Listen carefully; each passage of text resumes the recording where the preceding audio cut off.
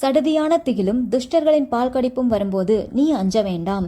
ஆண்டவர் அதிகமாக பைபிளில் யூஸ் பண்ண வார்த்தையில் ஒன்று, நீ பயப்படாத. 365 டைம் சொல்லிப்பார். ஒரு நாளைக்கு ஒரு டைம் எடுத்துக்கிட்டாலும் நீ பயப்படாத, அஞ்ச வேண்டாம், திகிலடையாத, கலங்காதே அப்படின்ற வார்த்தை, பயப்படாதன்ற மீனிங்கில் வர வார்த்தை அவ்வளோ டைம் வந்திருக்கு. ஒரு நாளைக்கு ஒரு டைமாவது நம்ம அந்த வசனத்தை சொல்லிடலான்ற அளவுக்கு கொடுத்துருக்காரு. நீங்கள் என்னைக்கும் பயப்படவே வேண்டாம். ரீசன் ஒன்றே ஒன்று தான், கர்த்தர் உங்க கூட தான் இருக்கார். அதனால திடீர்னு ஒரு கஷ்டம் வந்துட்டாலும் நீங்கள் பயப்படாதீங்க. பயமாக தான் இருக்கும், அது மனித இயல்பு. ஆண்டவரை பார்த்து கேளுங்க, கர்த்தாவே என்னை பலப்படுத்தும்னு கேளுங்க. கர்த்தர் உங்கள் கூடவே தான் இருக்காரு. அந்த சூழ்நிலையை கண்டு பயந்துட வேண்டாம். துஷ்டர்களின் பால் கடிப்பு, அது துஷ்டர்கள் மேலே வர்ற, அவங்க துஷ்டத்தனமான காரியத்தை செய்திருப்பாங்கல்ல, அவங்க மேலே வர்ற பால் கடிப்பாக இருந்தாலும் சரி, இல்லை துஷ்டர்களால் உங்களுக்கு வந்த பால் கடிப்பாக இருந்தாலும் சரி, அந்த கஷ்டமாக இருந்தாலும் சரி, நீங்கள் நன்மை செய்திருப்பீங்க.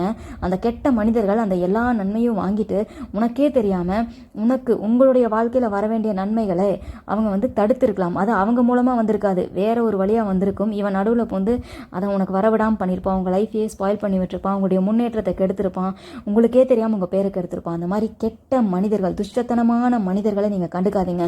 அவன் நினச்சிட்டான் இவன் வாழ்க்கை முடிஞ்சது, இவன் பேரை கெடுத்துட்டான், இவன் முன்னேற மாட்டான் அப்படின்னு. அப்படி இல்லை. இந்த பால் கடிப்பு அது அவன் பண்ணது தான். ஆனால் ஆண்டவர் உனக்குன்னு வைத்த நன்மைகளை இவனுக்கு வைத்திருக்கிறார். அவர் அழகாக அதை உங்கள் கையில் கொண்டு வந்து சேர்ப்பார்.